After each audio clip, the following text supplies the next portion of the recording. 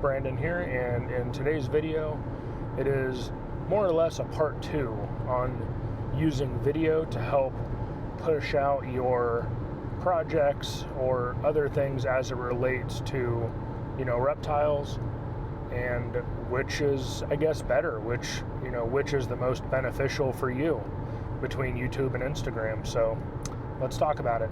So first of all, if you are using either platform, you're already doing great things for yourself and for your overall business or hobby, whatever. I think outreach is important regardless of which platform you use, and putting stuff out there on either is great both for project awareness as well as just in general people becoming familiar with the variety of reptiles that are out there for people to keep and enjoy as pets. Now, YouTube and Instagram are fairly similar, however different. They both have different strengths and different weaknesses. So let's talk about Instagram. Now, Instagram is mostly just a place for sharing photos, videos in a very short form kind of way. People don't really have the longest attention spans, so it's basically oh look, this is pretty, next. Oh look, this is pretty, next. Now that is good in the terms of being able to put things out very often and not having to put nearly as much effort. And I don't want to necessarily say no effort equals no quality, because you can definitely streamline things and make it easier to put out quality stuff without making it a labor-intensive task. Now on the flip side, YouTube is definitely more for like long-form stuff. So if you want to do in-depth tutorials, if you want to talk about different things, if you want to get like an opinion out there, and again, I still think keeping stuff in between like the 3 to like 10 minute mark or something is best, just because people can get in there, they get the information, you're not throwing them a nice little word salad for them to have to try and dig through to find the little nugget that they like. For me personally, I prefer YouTube over Instagram, just because I like to have like an explanation for stuff. I like to have an explanation, I like to hear like the thought process behind some things. I like that in-depth kind of deep dive to stuff more so than just a quick little, little pop of a firework, I guess. With Instagram, everything is pretty much based off of likes, comments, shares, messages, different things like that. And that, kind of fuels the fire. And honestly, you can grow really fast on Instagram because, quite frankly, it's a really low-hanging fruit. It's very easy for people to just do a drive-by, hey, that's a pretty snake. Hey, that's, cool, or whatever. What do you do for this? What do you do for that? It's a very quick way to get a lot of engagement, and that overall could increase your growth in terms of like followers and things along those lines. Meanwhile, for YouTube, you typically have to put in a lot more effort to create those videos. So there's a lot more time used to create, what you're putting out there. And typically that means that most people are going to spend a little bit more time viewing the stuff that you're putting out there. They're going to take more time watching the video. They're going to take more time listening to the information. On Instagram, you can post a picture, a video, and put a, thoughtful question in the comments, and the majority of folks, they're not even going to pay attention to that. For whatever reason, it's just, pretty picture and then move along, or pretty video and then move along. They're not in there, or they're not invested as much as they are with YouTube.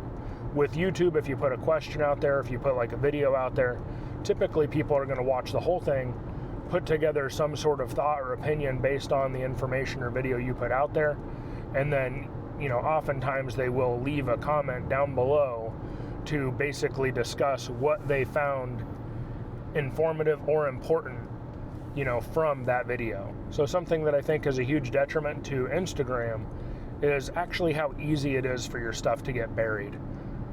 Now, I don't go through and check out everybody's stuff if they like my post, but typically if people comment, or typically if people take the time rather, to comment on stuff that I'm putting out there, I will go to their page and check and see if there are any, photos, videos, whatever that they've put out there that I have not seen.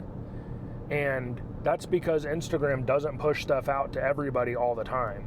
So there will be people that I am familiar with or have conversations with, and yet at the same time, I do not frequently see their posts. I don't frequently see their photos, their videos, and then I go to their channel and it's like, bam, I just missed out on the last like 4 or 5 different things that they put out there, and I do want to show them support, because I either like them, I like the projects that they're working on, whatever the case might be. And unfortunately, Instagram isn't going to push that out to all of your people. Neither will YouTube, in all fairness. But it's not very long before stuff you put out there on Instagram is pretty much gone forever. Now, I say all that to say that that's what I like the most about YouTube.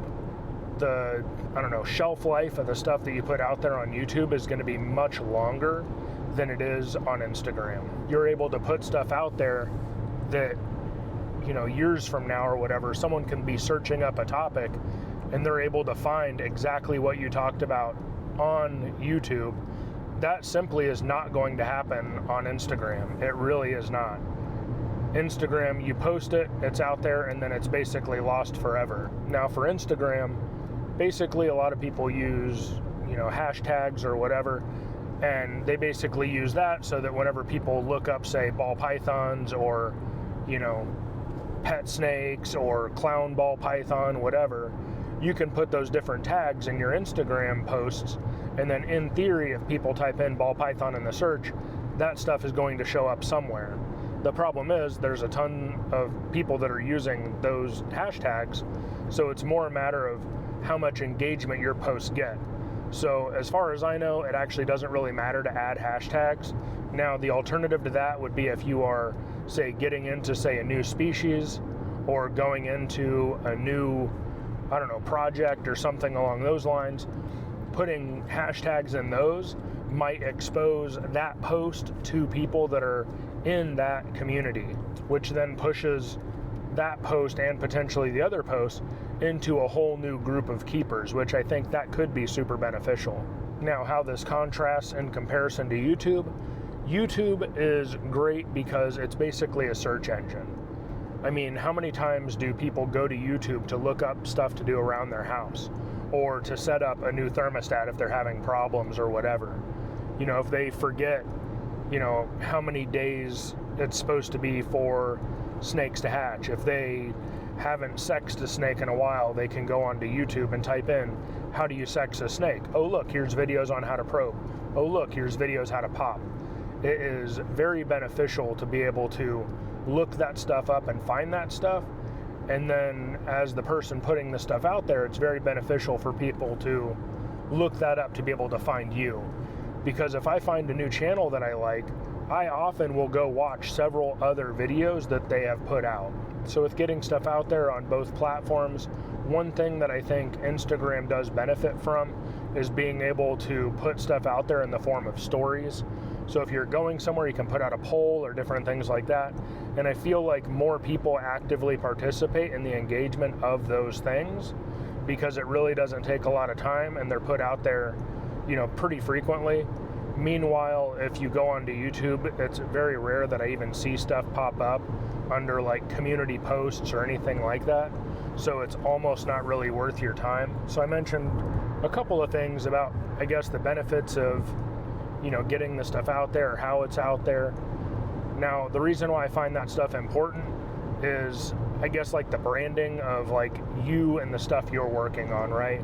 Like I go to Morph Market, and if I see an animal that I like, but I'm not familiar with the seller's name, if I go on to their main profile page and they do not have an Instagram or a YouTube, I immediately am more skeptical and less likely to get anything from them.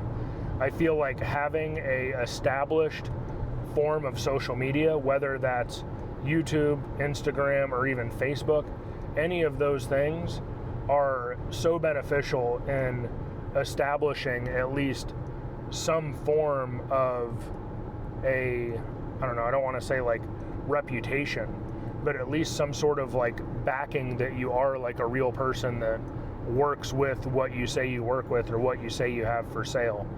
And I get it, everybody has to start somewhere, especially on a place like Morph Market. But having photos and videos and stuff like that on Instagram or YouTube is basically just going to add a lot of reassurance to any potential buyers that come across your stuff and they want to support you by adding one of those animals into your collection. Now, Instagram is really nice in the fact that it's a lot of low effort, and low effort doesn't necessarily mean bad quality, because if you have a situation figured out where you can quickly and easily get photos, videos, whatever else of your animals that you want to share and be able to put them out on Instagram, you're going to be benefited, because it's so much easier and quicker to throw together a post to put up on Instagram than it is to come up with an idea to put out on YouTube in a relatively structured format where people can follow along and get good, valuable information. I do feel like, however, that because of that, the stuff that you put out on YouTube is going to basically have a greater impact and stick with the person a lot longer. Like, they're going to value that information way more than they would if they just seen a random post up on Instagram. So for me personally, I find YouTube to be the superior form, in that what I personally want is I want people to get information out of the stuff that I put out there and it be long lasting, enjoyable, I guess, but I want more so like information to help people. When I throw my videos together, I feel like I'm putting out a video of stuff that I would want to learn, and I also want to put stuff out there that's not just some sort of canned, super vague, solution. I like something that is more in-depth and something that I can actually be like, okay, well, this is exactly what I need to do, and I'm able to build a game plan from that, not just some vague, hey, take a camera, point it at yourself, and put it out there, and that's going to help you get exposure, because that's not the case.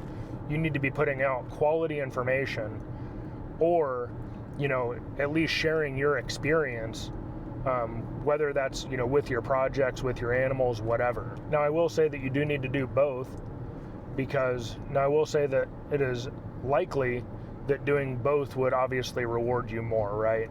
You're able to put stuff out there for people to be able to find you, and, in a, I don't want to say like selfish way, but in a realistic way, a lot of the people that are most likely looking up YouTube videos and trying to find information, a lot of those people are going to be newer people to the hobby.